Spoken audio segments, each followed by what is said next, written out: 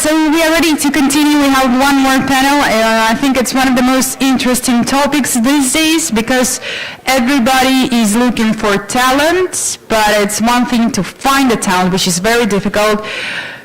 Then it's probably more difficult to keep the talent because there are so many competitors, so many other companies that are ready to steal your talent, right? So we're going to discuss what you should do, what strategies to apply, and our speakers will share their experience. If you have any questions, you can raise your hand. I will come up to you and you can ask them whatever you want. So let me start with introduction of the moderator. It's Miia. She's with Oleg on his team, right? Yes, I am. So welcome to the Finnish Game Day, and please start the discussion. Okay, thank you, and thank you. Thank you. I wish to thank you all who came today, and also my talented panelists here. Thank you for being here. And yeah, as Julia mentioned, there's a lot of challenges in talent attraction. And we are here now going through some of the topics in talent attraction. And I think that talent attraction as a topic is so huge that we can merely scratch the surface tonight. But let's go through some key topics. And yeah, without further ado, let's meet the panelists. So could you please introduce yourself and tell a bit about your expertise on the field, where you're from, what do you do, etc., about the company you are coming from, and so on. Thank you, Miia. My name is Taverne, and I come from a city called Tampere. It's a second growth area in Finland, after the capital area. I hope all of you know. Raise your hands who doesn't know Tampere. Yeah, there are few. So I welcome you all to at least visit Tampere sometimes. I work as a senior business advisor at Business Tampere, which is the organization owned by the city of Tampere, and we are operating with local businesses. And we also develop our business ecosystem, including the gaming sector. And I'm happy to say that we have a very vibrant gaming sector in Tampere. We don't, it's not same as in Helsinki in amount of companies, but we have many local companies who have had big growth in gaming sector. So as also one of the teachers, I could say that we are organizing in September talent attraction happening with local companies. So I welcome you all to visit then Tampere. My name is Salla Reinikainen, and I'm responsible for recruitment and employer branding in Ubisoft Redlynx. And Redlynx has been around since 2000. We are one of the biggest game studios in Finland and based in the capital Helsinki. And we've been part of Ubisoft since 2011. And we are one of the lead studios of Ubisoft, which means that we do develop our own games and multi-platform development, so we do both mobile and console and PC games. Maybe best known for Trials game series, and our latest release was the South Park Phone Destroyer mobile game. My name is Andrey Ivashentev. I'm working in innovation space, let's call it this way. Previously I was Chief Innovation Officer for Game Insight. Few years ago, I was working in Microsoft like a chief of evangelism for CIE and CE countries.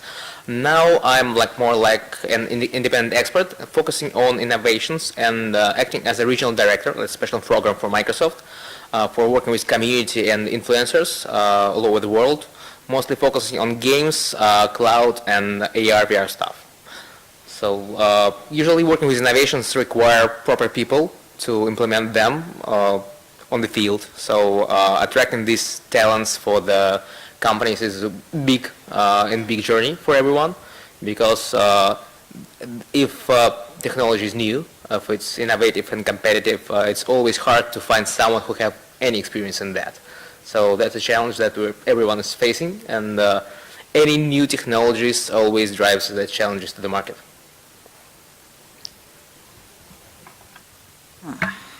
Well, hello everyone.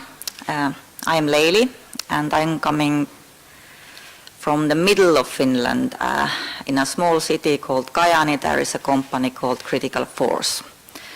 Our current flagship title is perhaps something you might have heard of. It's called Critical Ops. It's a mobile first-person shooter game. And we just recently had our very first live event in, I think it was in Seattle, made in cooperation with Amazon. We are a company of now 76 people, if I counted it correctly. 15 of us is in our second studio in South Korea. 60 of us is in the main office, and then there's one lone wolf located in Los Angeles. Yeah. Okay, thank you. And talent attraction or talent acquisition, whichever term you wish to use, covers a lot of different topics. There's recruitment, onboarding, there's compensation and benefits, there's employee engagement and employee branding, like how to make your company the brightest of them all and the most attractive one. So let me ask you, what does talent attraction mean to you? And what do you do to make your company or your product or whatever most attractive? And also, how do you try to keep your company attractive all the time? Do you have like certain functions in use? Maybe Salla, you can start. Oh, that's a huge question. But I think everything starts with the people. Like we need to have a culture and people make the culture, and I think that makes the company attractive. Of course, we need to have also interesting projects to work with, but we can't have interesting and successful project without good people. So it's kind of a circle that goes around and around, but I would say that the almost all processes included in the employer life cycle have something to do with the talent attraction and engagement. Like it starts from the recruitment and goes all the way to the exit process, and all the stages in between. We need to keep in mind how do we keep our company attractive. So, yeah. I want to add, Salla mentioned that the culture is very important to build, and it's all around the people, all about the people mostly. But the culture is the thing that's happening when no one sees. So you build this culture of the company, and then that probably drives people behavior when they need to make decisions on themselves, when there are no management on top who could drive the right direction. If they have a flexibility to do as they wish, they need to understand what would be best for the company and what would be the right motivation for them to proceed with any actions on the field that they're responsible on. So speaking about motivation for individuals, it's always differs.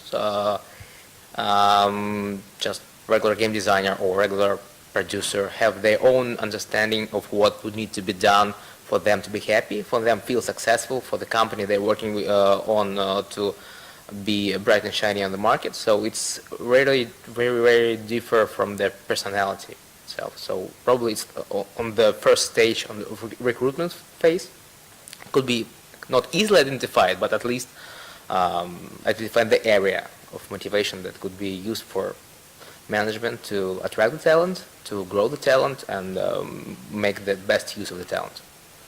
I see. Do you, Leili, have some insights? Oh dear.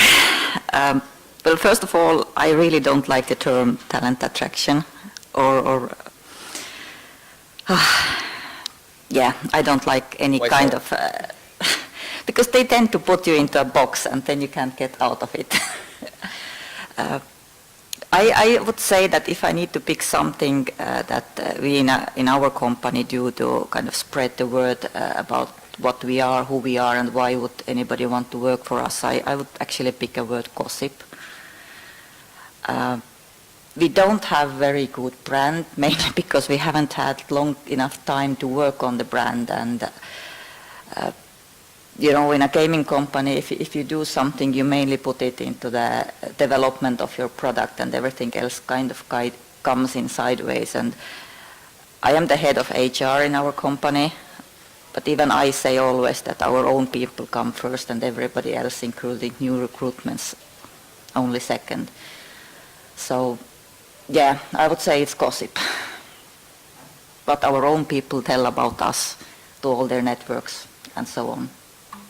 And yeah, I have to agree, like if we are building a brand or if we are thinking about like what makes us attractive, we can't do it without investigating what happens inside. Like it always comes from inside out. We can't look at the company outside and, oh yes, this is Redlynx brand and this makes us attractive. We need to ask from the people, why do you want to be here? And maybe that's also something to do with the gossip. Like if we do good things inside and if we concentrate making the people happy there and give them the best experience, like we talk about employer experience, then it will build a brand. That's not something that we can do outside in. It's interesting because what you're telling about is that if you focus on internal people, you expect for someone outside would be aware of that. It's not crystal clear how to make it happen. So right here, right now on the panel, you are working on your company brand, because you're sharing the word about what you're doing, and this is one of the biggest pieces what you could do for spreading the word and finding new talents outside of the company. Of course, and the next step is the communication. But like the message that we communicate, it can't be something superficial, something that I came up with a CEO. It needs to be something that comes from the people. CEO speaks on White Nights conference or like a Finnish Game Day. It's a good story to tell to the market. But the message needs to be built inside the company. Of course. I think what we could kind of like draw from here is that one thing that drives forward the gossip and the talent attraction by that is the honesty of people who actually already belong to the organization, and how that is kind of like translated through their communication to others. I could add also the development of business ecosystem. Of course, we are a public organization, but it's like how to create a mutual message when we are attracting talents from abroad. It's not easy because everybody is looking from their own point of view. Companies are competitors with each other, but in a smaller city like Tampere is, well, actually Tampere is the most attractive city in Finland for Finns. But abroad it's not well known. So how can we create that message abroad as well, so that it would be the most attractive city in Finland for also from people abroad? So that's like something that we can also do to enhance that kind of development, and that we need to do in collaboration with local businesses. So what we get here, we to share the facts and to spread the word, we need to get facts to share at least for your side. And yeah, this is a chicken and egg problem, of course. Okay, you mentioned quite funny word gossip. Like, do you measure it somehow? Like, you probably, Salla, asked the employees then how did they learn about the company, you, Leili, maybe as well, I hope.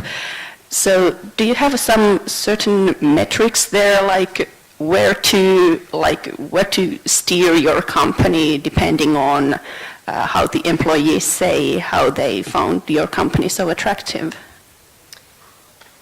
I wish we had more metrics, but at the moment it's more like qualitative feedback that we get from the people inside, but also the candidates that we interview, like just asking qualitative questions. But yeah, that's pretty much the metrics that we use at the moment. Of course, different kind of rankings and all that kind of things give us an indicator how do we do with talent attraction and the amount of candidates, of course, and the quality. But yeah, it's more qualitative. Yeah, I agree. It's not something, gossip actually is not something you can get a metric of, or at least I don't think it's something that anyone has achieved so far. Yeah, we do ask questions, or sometimes we don't even need to ask questions. We just listen what people talk on their free time, or for example, American guy who came to our company through a friend's recommendation from Seoul, South Korea, in the middle of like literally nowhere. And he says that it's the best decision in his life ever.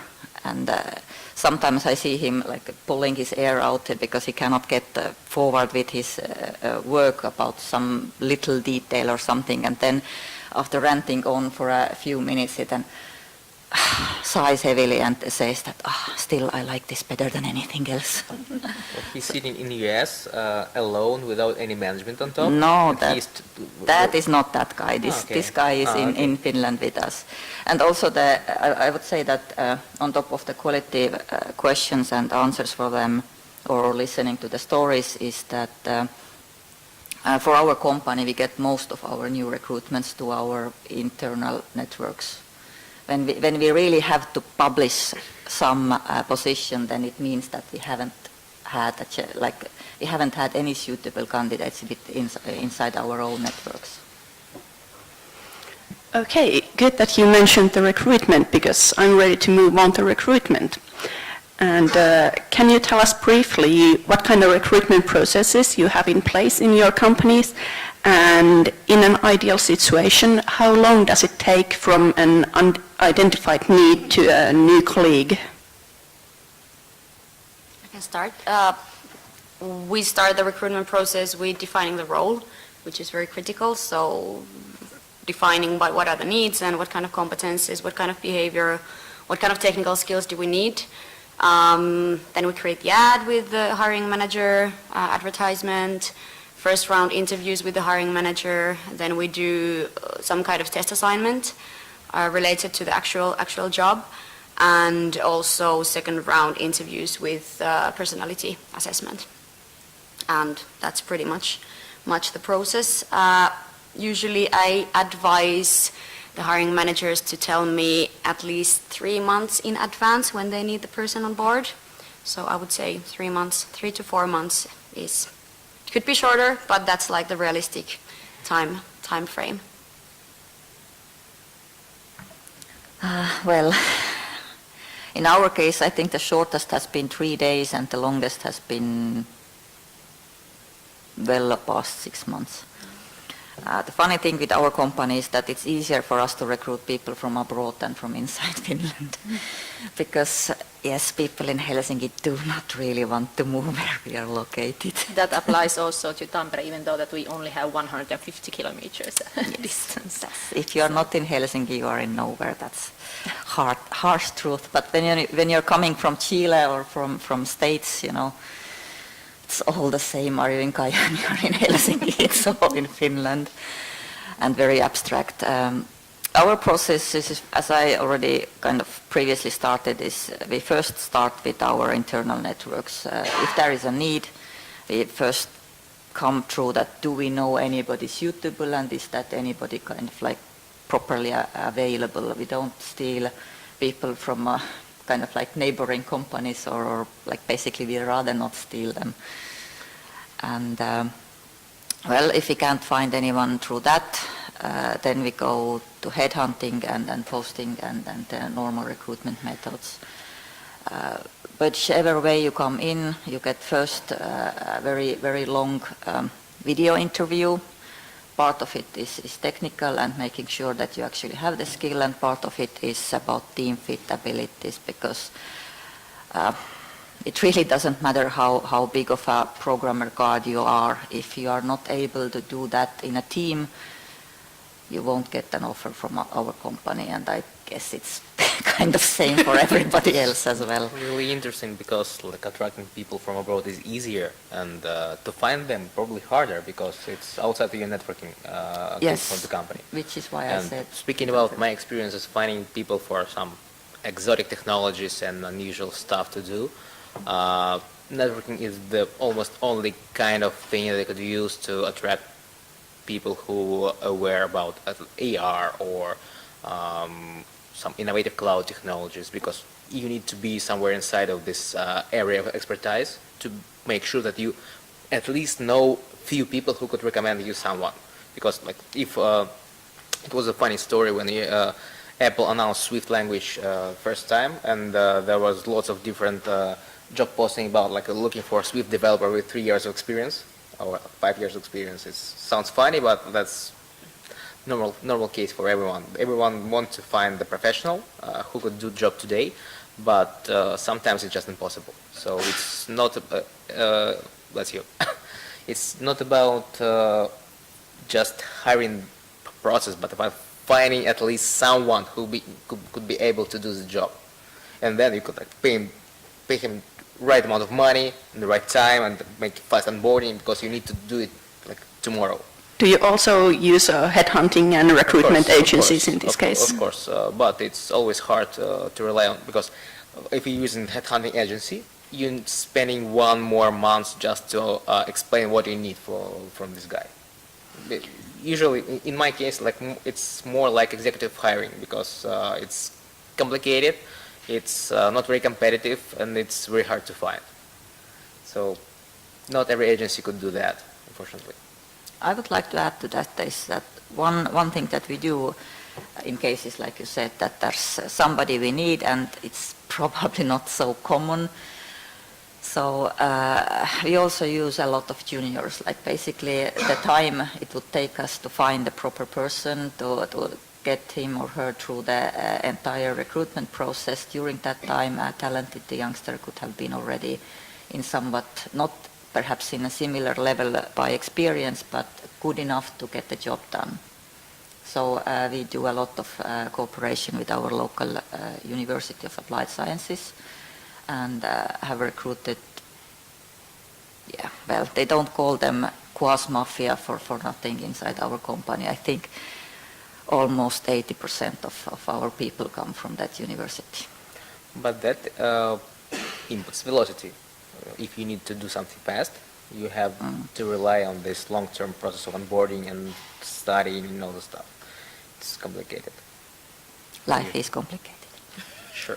We also give additional support for local companies to attract talents because, the local companies might not be able to take care of their spouses and the families and how the infrastructure to receive the talent is built in the city. So that's something that we work with, and we try to also to bring forward the fact that our city, for instance,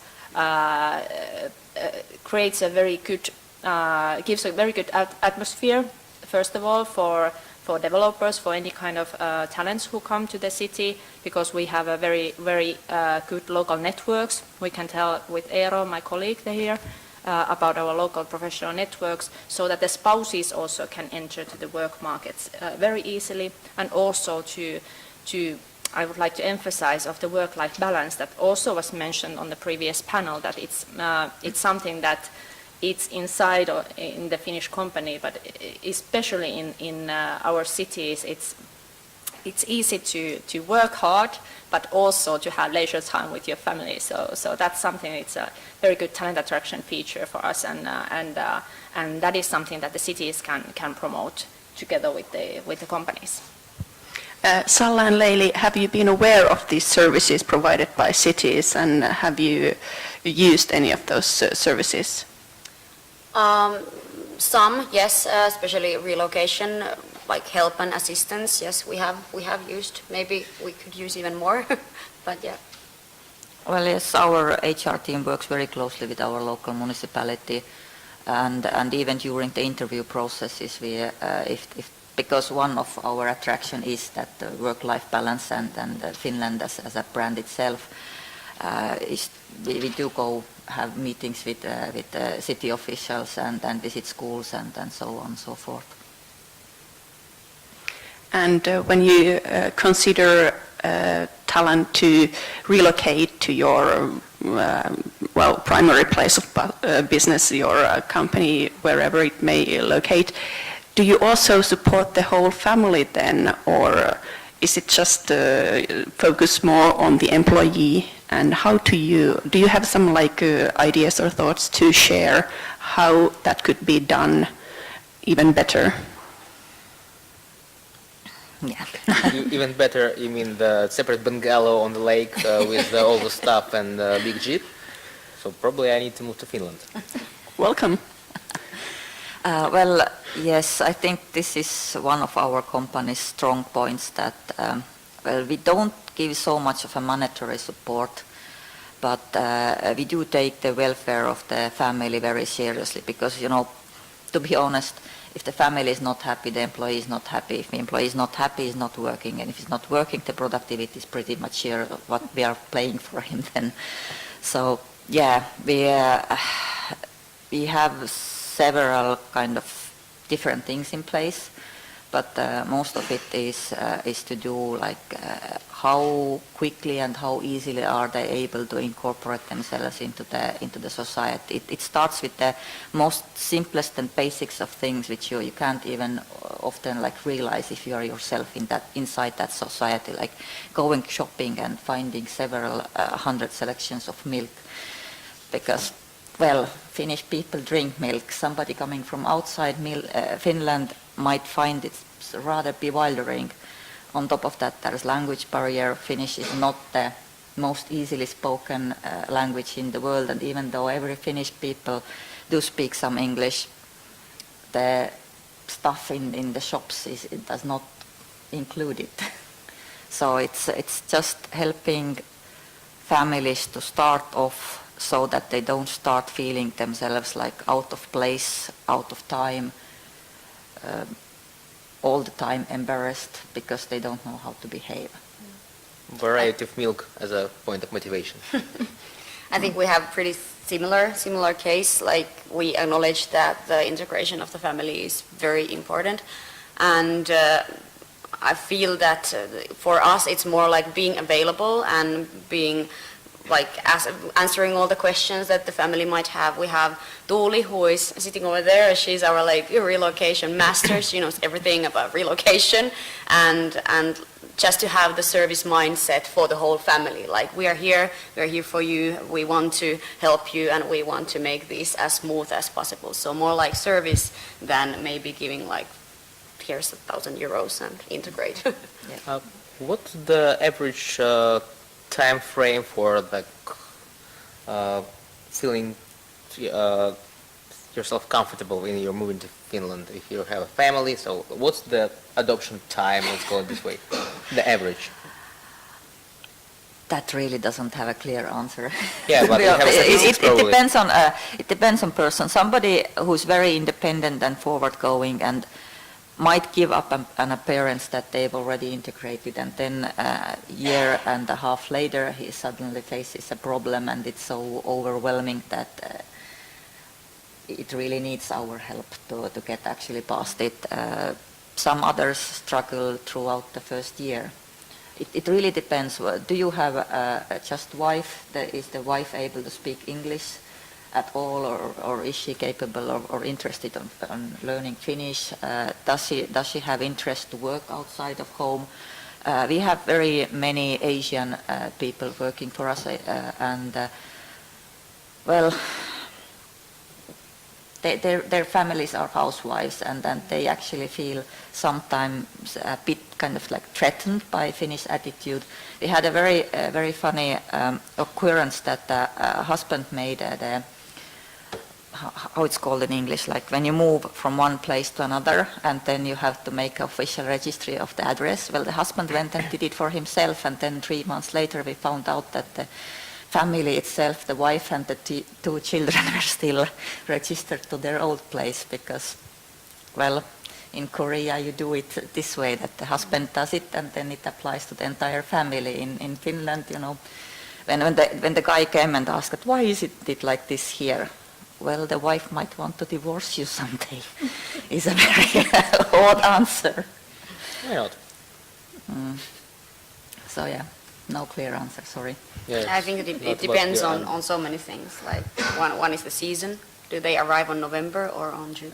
Yes. It's quite a factor. Is it the first winter that is the hardest or the second? I don't know. We have one Spanish guy who always says that he has not been in Finland for 9 years. He has been here for 9 winters. Sounds like Westeros. Okay. Our Spanish guy actually gave up after the first winter. So yeah, I think actually autumn is the worst, because when it's past January, there's snow and there's light, and it's exotic and it's kind of like a fairy tale wonderland. But especially for people coming from tropical, more warm countries, the autumn is the worst, because then it's dark, it's cold, and it's wet, and nobody loves it. Okay. Now that we have recruitment and relocation somewhat covered, let's move on to retaining the talent. And attracting the talent is just the start. I'm sure that every company also wishes to retain their talent, keep them engaged to the company. And this retention part includes aspects like company culture that Salla and Leili briefly mentioned already, and remuneration strategy. There's the career development, all these kind of things. So can you share some examples of internal processes or policies that you have in place that help you retain the talent?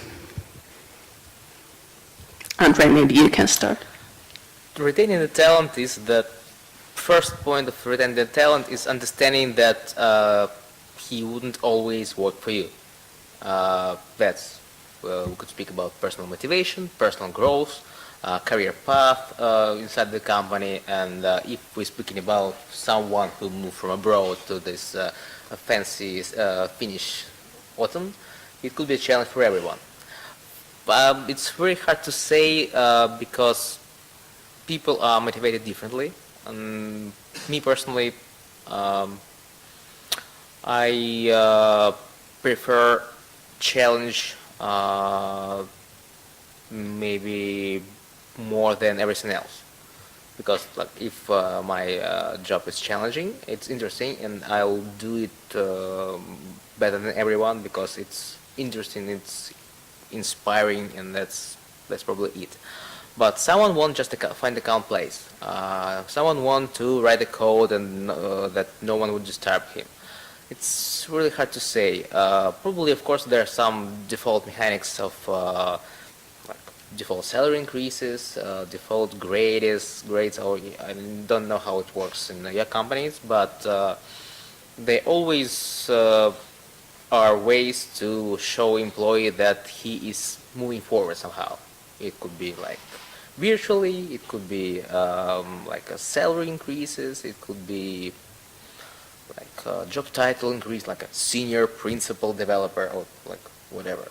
But there are no universal answers. I don't see it anywhere. But, so retaining is keep the job interesting, keep team work climate on a good level, and do cool stuff. So that's it. To see the right result that could be shown outside the company.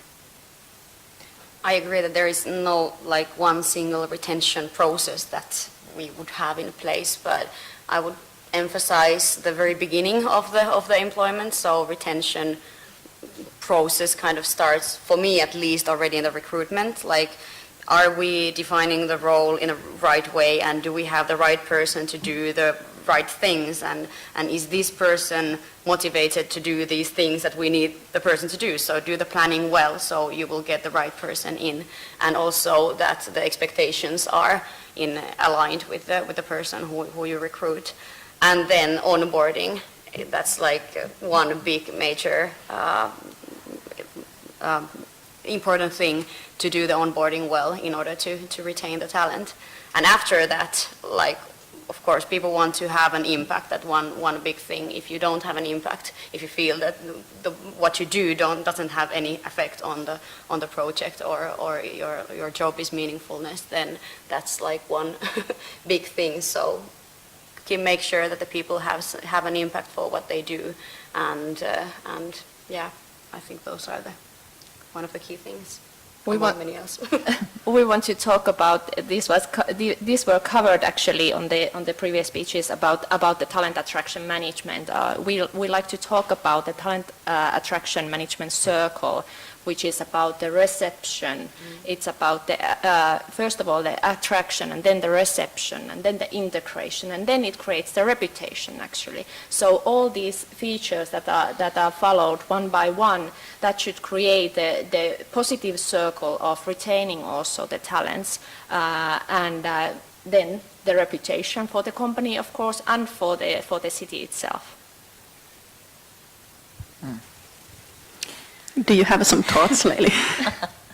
Well, no, everything already talked here is something I can sign off as well. If I would have said it or with my own words, I would perhaps start it that you can't write policies on company culture. Culture never works that way. And in the end, it comes down kind of like into company's values and the way they treat people. And that's basically it. Salla, you mentioned the onboarding. How does it work in your company? How do you introduce the new hire to the company, and is there some certain time frame set for the onboarding, or does it happen more gradually over the time? For us, the onboarding starts already in the recruitment process, so I want the process to be two-way discussion so that it's not for just us to get information from the candidate, but for the person to get also information from Redlynx and get to know the job and do relevant test assignments, which are already kind of introducing to the job itself. After that, we keep actively in touch with the applicants before they start. We give information packages, and if they come from abroad, of course, the relocation help and active support on that. Then we do have the first meetings with Tuuli, who helps with the onboarding, and of course the hiring manager has a big role in making the onboarding smooth and doing all the relevant induction.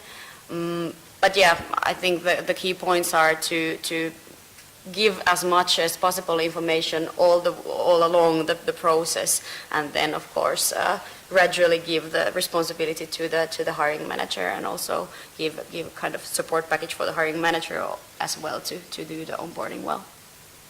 How about you, Leili? How do you do it at Critical Force? And you mentioned earlier that you have a quite good bond with the municipality services, so do you take them along already in quite beginning?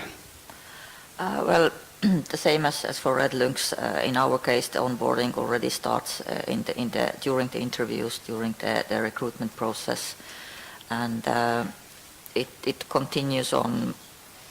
Basically, like officially, the last kind of like processed onboarding interview is at the end of 90 days being employed, but it kind of like can go on. Even as I said, for a full year and even more. We do start working with, like it depends on the situation. If a person is single, then the schools are not required. Yeah, we work together with the city, and we are also now trying to kind of outsource some of our onboarding work, because frankly, we are a bit too overworked on that area. We've been growing very fast. We have tripled in size within a year. So that obviously means there are a lot of people still in the onboarding phase. Actually, it was not a half a year ago when we were joking that the kind of like experience in our company is not measured in years, but in weeks. So I am kind of like happy that we have moved forward with our onboarding process and made it more clear, and there's actually something you can check off that yes, that specific information has been relied on. But when I'm very honest, sometimes it still feels that we just throw them to the deep end of the pool and throw a few stones in after them that see that, well, if you survive this, you can survive everything else. Mari, do you think that there's something there that even the cities might be even more involved with? Well, absolutely, and everything starts from the company itself. we can't do anything alone, but of course we can cover something that the companies are not covering. But the message needs to come from the company side.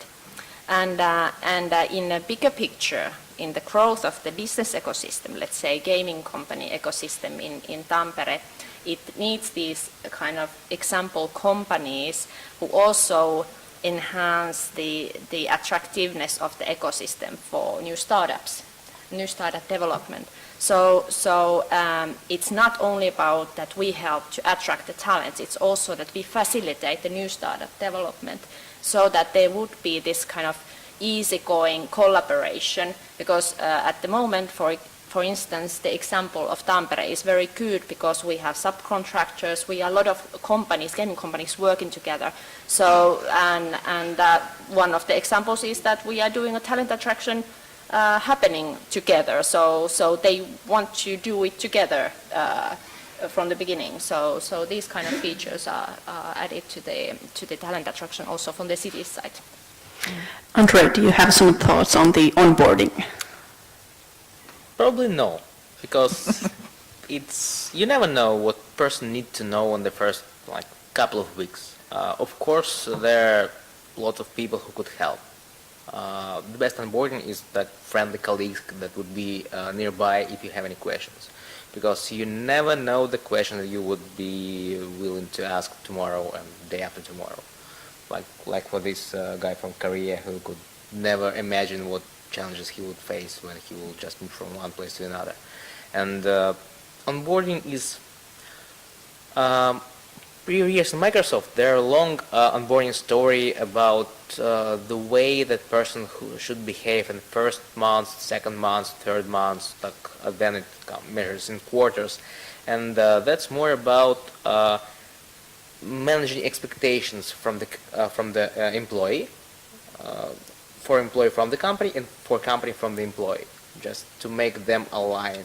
And there are special guidelines with the exact question that you need to ask and you need to synchronize on. But probably, in my point of view, it's not affect the productivity of the person. It's more about everyone feeling secure that everyone doing the right thing.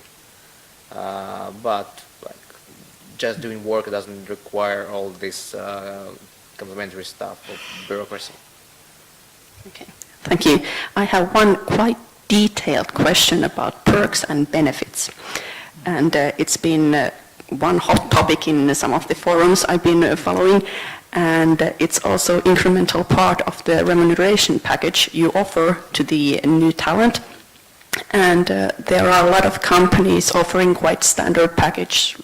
But nowadays, especially in games industry, there's the gym membership, there's weekly fruits, there's Friday beers, etc. So in your point of view, what is the new kind of norm package for perks and benefits? Anyone can start, honestly.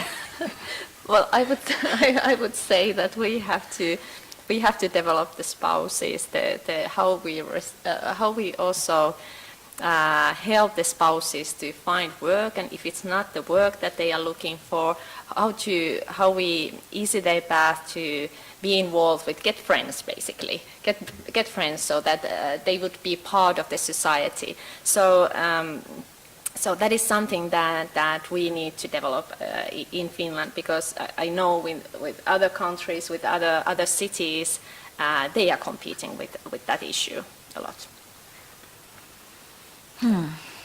Well, I would say that we don't do official perks, but there are lots of unofficial ones. How about the unofficial ones? Yes, they are basically, if you say perks as a part of package, then at least to my mind it translates that this is specific for this person. But in our case it's like everybody gets it or nobody gets it. So yeah, we do have fruits and we have the coffee and we actually have even porridge, because the coders, goddamn them, don't always remember to eat. What about beer? No. We don't talk about beer, at least not officially. And And we do have a massage chair because people didn't take breaks enough. And basically, well, what HR needs to do is to make sure that everybody is capable of working to the best of their abilities. The productivity is, well, the most important thing. And yeah, so because they are available for everybody and they are not discussed as part of your, like payment for your services, it's actually very hard for me to even imagine that these are perks. But then you get visits from our other companies or HR professionals, and they kind of like make a list of it. Oh, you have this, and we are looking at it. Oh, yes, we do have them. But yeah, well. Yeah, it's very, very difficult to differentiate yourself with the perks in games industry. Everybody have the fruits and the beer and the ping pong table and everything, but I believe that those are not the things why people leave or why people stay. I want to believe that the added value that we have as an HR, for example, is the service.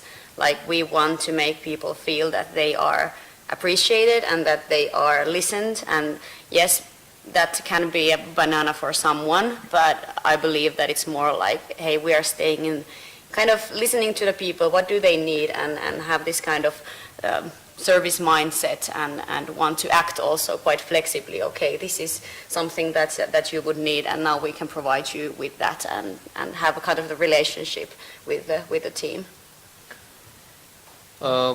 Even if it's not the way for people's decision to leave or to stay, the competition bar is high. So if you wouldn't get this ping pong table in the office, and for the last decade guys were playing ping pong every lunch, it would be a challenge to explain why you have this ping pong table. It doesn't cost much and it's not a big problem. But yeah, every year the bar rises higher and higher because benefit level is all over the world.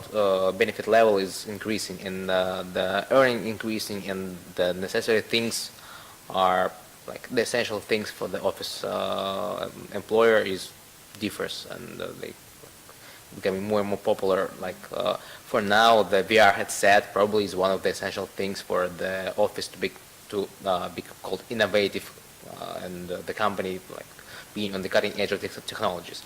Even if game developers do nothing for VR, because it's trendy, it's cool, people love to play and spend time in VR, and that would be one of the stories that they would tell their friends that they are doing on their job.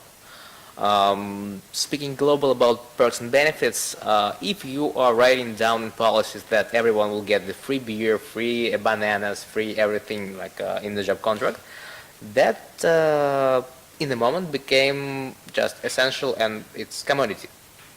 You couldn't remove it from the list anyway because they would be disappointed.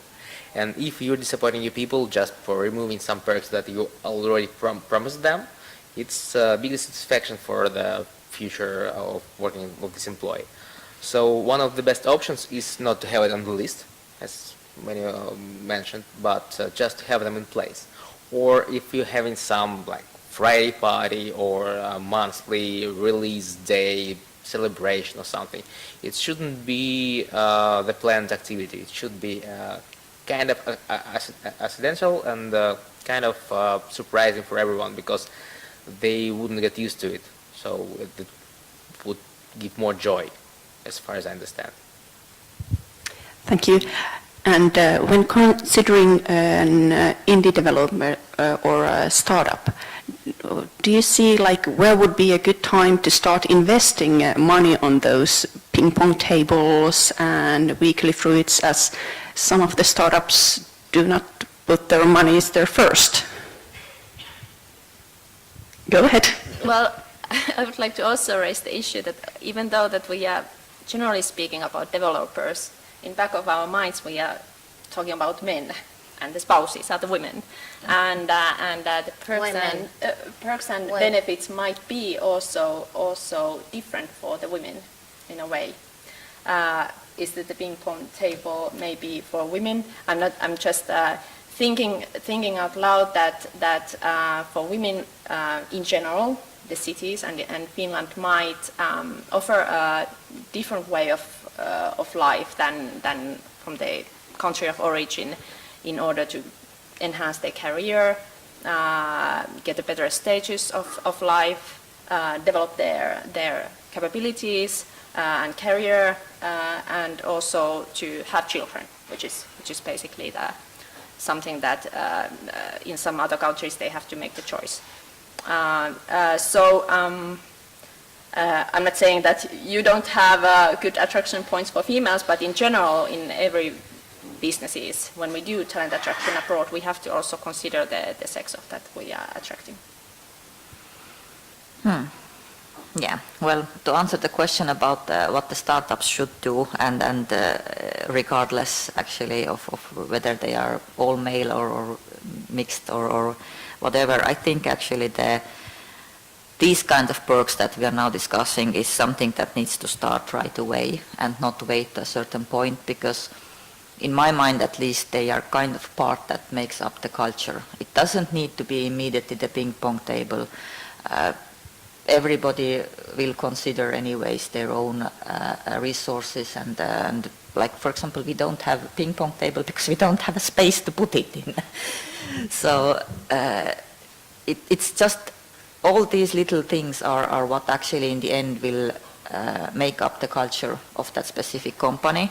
So there's no way anybody would have the luxury of waiting to some specific time when we have enough money for something. It is much less to start with the culture immediately than, well, later on. So basically you are implementing maybe most or at least some of the perks to the company culture. Like basically our company was pretty poor and hang on in a very thin thread for several years before we actually managed to get the investment and started growing very rapidly. And during that time, yes, we did not have weekly fruits or beer or anything, but we did have board games. Some of it was bought in by the employees themselves, and there's the free coffee.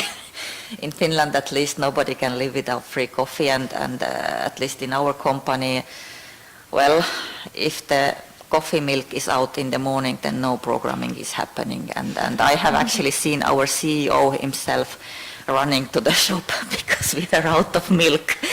So they are small things, and coffee and milk for 10 people doesn't actually cost that much. Okay, thank you. Julia, do you have any questions from the audience, as I see that the time is running short? Yes. Thank you very much. I ask question in Russian. Okay. Допустим, процесс онбординга уже прошел.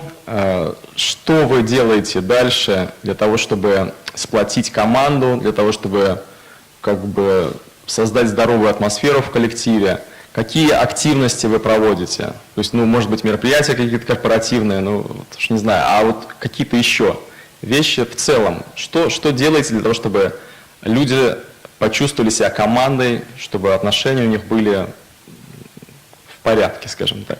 И все в таком духе. So after the onboarding process is done, what do you after that do, for team building? Maybe there are some, regular activities like, I don't know, parties or something like that, or maybe you do something, that we don't know about. So the basic question is how to keep the healthy atmosphere and friendly atmosphere in the office, and do you have a piece of advice for that, maybe? Well, we have like team-specific team building days, which the team can take. I think it's at least yearly, maybe bi-yearly. And on top of that, of course, we have all company gatherings and parties many times a year. Yes, every time there must be a sauna. That's one requirement for the party. And yes, we also have Friday Pulla every week, so that's the gathering for the company and for information sharing, and Pulla is something sweet to eat, so it always includes something good to eat. And yeah, I think different kind of communication channels, like just using Slack and for also informal communication and that kind of, keeping that kind of culture alive as well is important. Yeah, in our case, I think since the very beginning, one of the things that has helped to build the culture and that's helped with the onboarding and team building as well is that even after the work is done, the company premises are open for the use of employees. And there are a lot of kind of non-official gatherings, events, like I said, board games. We have guys going to the office on Saturday to do some, what was the latest they did? The Eclipse, I think, and also the Battlestar Galactica, the game session that runs like 7 hours and is more tiresome than a whole day at the work. That's one of the things which is like, it's easy to do, it's cheap at the end and gives great benefits out. And yes, then we do have the official ones, like once a year for an entire week we fly everybody into our main office, so nobody is left out, and we use that week for working on stuff that you normally wouldn't do. But the main focus on it is that the teams that are not normally in the same space can actually talk to each other. The loss of silent information, even when with the help of Slack and everything else, is tremendous if people are not gathered together. So that's why we do it. And I think also the office space is quite important, like to have an office space where it's possible to bring people together, like just for the cup of coffee. We just renovated our new office, and I think there is a big change, like in the way people interact now that we have very nice, comfortable cafeteria area. So that was a very good investment also, like for the culture and for the kind of people talking to each other. And in general, the working life is quite, we have a very low hierarchy in working life in Finland. So that also we say the first name when we are talking to the CEO also. So that also creates the atmosphere in all the companies that it's easy to collaborate together. All right, thanks. Well, I think we are running out of time, but we're about to start networking, right? And I think you can ask questions to any of our great speakers personally and get all your answers. Maybe in a couple of hours the answers will be more open, I hope. And thank you so much for this panel.